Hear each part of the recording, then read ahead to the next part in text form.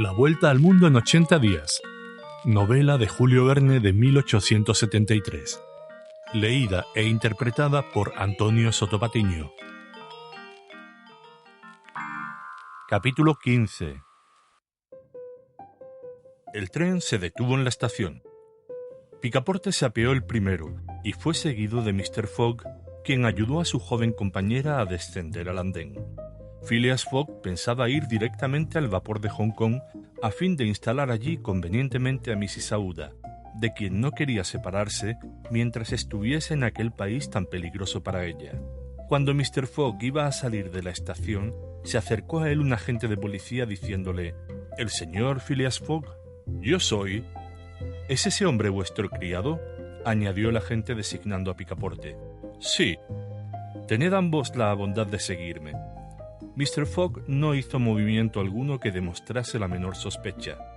El agente era un representante de la ley y para todo inglés, la ley es sagrada. Picaporte, con sus hábitos franceses, quiso hacer observaciones, pero el agente le tocó con su varilla y Phileas Fogg le hizo seña de obedecer.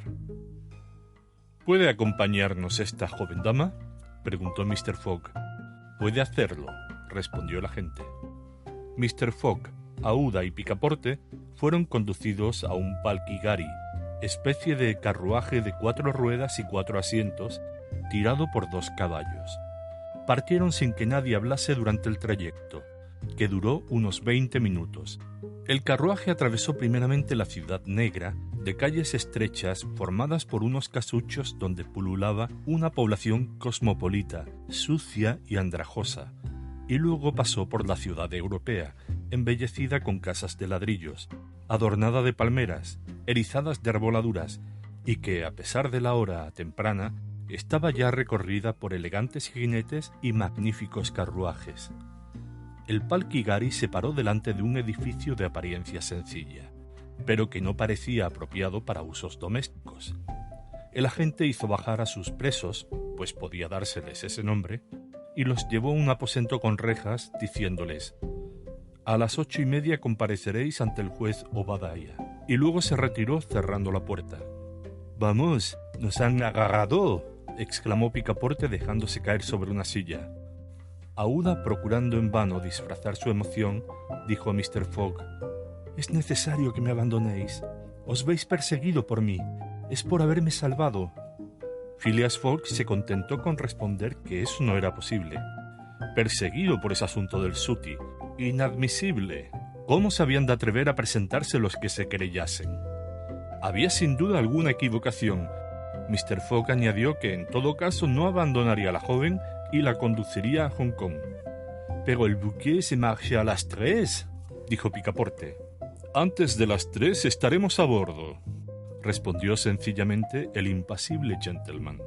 Quedó esto afirmado tan terminantemente que Picaporte no pudo menos de decir para sí: «Diantre, cierto será, antes de las 2 estaremos a bordo». Pero esto no lo tranquilizaba. A las 8:30 la puerta del cuarto se abrió. El agente de policía volvió a presentarse e introdujo a los presos en la pieza vecina. Era una sala de audiencias, y había un público bastante numeroso, compuesto de europeos y de indígenas, que ocupaba el pretorio. Mr. Fogg, Mrs. Aouda y Picaporte se sentaron en un banco frente a los asientos reservados para el juez y el escribano. Ese juez, el juez Obadiah, no tardó en llegar seguido del escribano. Era un señorón regordete.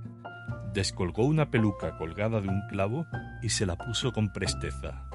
«La primera causa», dijo, pero llevando la mano a su cabeza, exclamó: si no es mi peluca». «En efecto, señor Obadiah, es la mía», repuso el escribano. «Querido señor Oysterpuff, ¿cómo queréis que un juez pueda dictar una buena sentencia con la peluca de un escribano?». Se verificó el cambio de pelucas. Durante estos preliminares, Picaporte hervía de impaciencia porque la aguja le parecía andar terriblemente aprisa en el reloj grande del pretorio. «La primera causa», repuso entonces el juez Obadiah. «Phileas Fogg», dijo el escribano Oysterpuff. «Heme aquí», respondió Mr. Fogg. «Picaporte». «Presente», respondió Picaporte. Bien, dijo el juez Obadiah. Hace 2 días acusados que os están espiando en todos los trenes de Bombay. ¿Pero de qué nos acusan?, exclamó Picaporte impaciente. Vais a saberlo, respondió el juez. Caballero, dijo entonces Mr. Fogg, soy ciudadano inglés y tengo derecho. ¿Os han faltado a los miramientos?, preguntó Mr. Obadiah. De ningún modo. Bien, haced entrar a los querellantes. Por orden del juez se abrió una puerta, y 3 sacerdotes indios fueron introducidos por un alguacil. No lo decía yo, dijo Picaporte. Esos bribones son los que querían quemar a esa joven señora. Los sacerdotes se mantuvieron de pie delante del juez, y el escribano leyó en voz alta una querella de sacrilegio formulada contra el señor Phileas Fogg y su criado, acusados de haber profanado un lugar consagrado por la religión brahmánica. ¿Habéis oído?, preguntó el juez a Phileas Fogg. Sí, señor, respondió Mr. Fogg mirando el reloj. Y lo confieso. Ah, ¿con qué lo confesáis? Lo confieso, y estoy aguardando que esos 3 sacerdotes declaren a su vez lo que querían hacer en la pagoda de Pillaji. Los sacerdotes se miraron.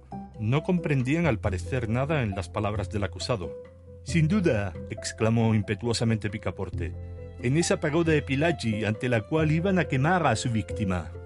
Los sacerdotes volvieron a quedar estupefactos, asombrándose profundamente el juez Obadiah. ¿Qué víctima?, preguntó. ¿Quemar a quién? ¿En medio de la ciudad de Bombay? ¿Bombay?, exclamó Picaporte. Sin duda no se trata de la pagoda de Pillaji, sino de la pagoda de Malebar Hill, en Bombay. Y como pieza de convicción, he aquí los zapatos del profanador, añadió el escribano colocando un par de ellos encima de la mesa. ¡Mis zapatos!, exclamó Picaporte, quien altamente sorprendido no pudo contener esa involuntaria exclamación. Fácil es comprender lo confundidos que quedaron amo y criado. Se habían olvidado del incidente de Bombay, y este era precisamente lo que los traía ante el magistrado de Calcuta. En efecto, el agente Fix había comprendido todo el partido que podía sacar de ese desgraciado asunto. Atrasando su marcha 12 horas, había ido a aconsejar lo que debían hacer los sacerdotes de Malebar Hill. Les había prometido resarcimiento de perjuicios, sabiendo muy bien que el gobierno inglés se mostraba muy severo con esos delitos. Y después, por el tren siguiente, los había hecho ir en seguimiento de los culpables. Pero a causa del tiempo empleado en dar libertad a la joven viuda, Fix y los indios llegaron a Calcuta antes que Phileas Fogg y su criado, a quienes los magistrados, prevenidos por despacho telegráfico, debían prender al apearse del tren. Júzguese el despecho de Fix cuando supo que Phileas Fogg no había llegado a la capital del Indostán. Debió creer que el ladrón, deteniéndose en una de las estaciones, se había refugiado en una de las provincias septentrionales. Durante las 24 horas, Fix estuvo de acecho en la estación, entregado a mortales inquietudes. ¿Cuál fue después su alegría al verlo aquella misma mañana bajar del vagón en compañía, es cierto, de una joven cuya presencia no podía explicar? Al punto envió contra él un agente de policía, y de esa manera Fogg, Picaporte y la viuda del Rajá de Bundelkund fueron conducidos ante el juez Obadiah. Y no estando Picaporte tan preocupado, hubiera visto en un rincón del pretorio al detective, que asistía al juicio con interés fácil de comprender, porque en Calcuta, como en Bombay y como en Suez, no tenía aún el mandato de prisión. Entretanto, el juez Obadiah había tomado acta de la confesión que se le había escapado a Picaporte, quien hubiera dado todo lo que poseía por poder retirar sus imprudentes palabras. «¿Los hechos se confiesan?», dijo el juez. «Confesados», respondió Mr. Fogg. «Visto», repuso el juez, «que la ley inglesa entiende proteger igual y rigurosamente todas las religiones de las poblaciones indias. Estando el delito confesado por el señor Picaporte, convencido de haber profanado con sacrílego pie el pavimento de la pagoda de Malebar Hill en Bombay el día 20 de octubre, condena al susodicho Picaporte a 15 días de prisión y una multa de 300 libras. ¿300 libras?», exclamó Picaporte, que solo se manifestó impresionado por la multa. «¡Silencio!», dijo el alguacil con áspera voz. «Y», añadió el juez Obadiah, «considerando que no está materialmente probado que haya dejado de haber connivencia entre el criado y el amo, y que en todo caso éste es el responsable de los hechos y gestiones de quienes tiene a su servicio, Condeno al señor Phileas Fogg a 8 días de prisión y 150 libras de multa. Escribano, llamad a otros. Fix en su rincón experimentaba una satisfacción indecible. Phileas Fogg, detenido 8 días en Calcuta, era más de lo que necesitaba para dar tiempo a que el mandamiento llegase. Picaporte estaba atolondrado. Esta sentencia arruinaba a su amo, una apuesta de 20.000 libras perdida, y todo por haber tenido la curiosidad de entrar en aquella maldita pagoda. Phileas Fogg, tan dueño de sí, como si la sentencia no le hubiese alcanzado, no había movido tan siquiera las cejas. Pero en el momento en que el escribano llamaba a otro juicio, se levantó y dijo: «Ofrezco caución». «Tenéis el derecho de hacerlo», respondió el juez. Fix sintió frío en sus fibras, pero recobró su tranquilidad cuando oyó que el juez, atendida la cualidad de extranjeros de Phileas Fogg y su criado, fijaba la caución para cada uno de ellos en la enorme suma de 1.000 libras. Eran 2.000 libras más de gasto para Mr. Fogg si no cumplía la condena. «Pago», exclamó el gentleman, y retiró del saco que llevaba Picaporte un paquete de billetes de banco que dejó sobre la mesa del escribano. «Esta suma os será devuelta al salir de la cárcel», dijo el juez. «Entretanto, estáis libre». «Venid», dijo Phileas Fogg a su criado. «Pero al menos que me devuelvan mis zapatos», exclamó Picaporte con un movimiento de rabia. Le devolvieron sus zapatos. «Bien caros cuestan», dijo entre dientes. «Más de 1.000 libras cada uno, sin contar que me hacen daño».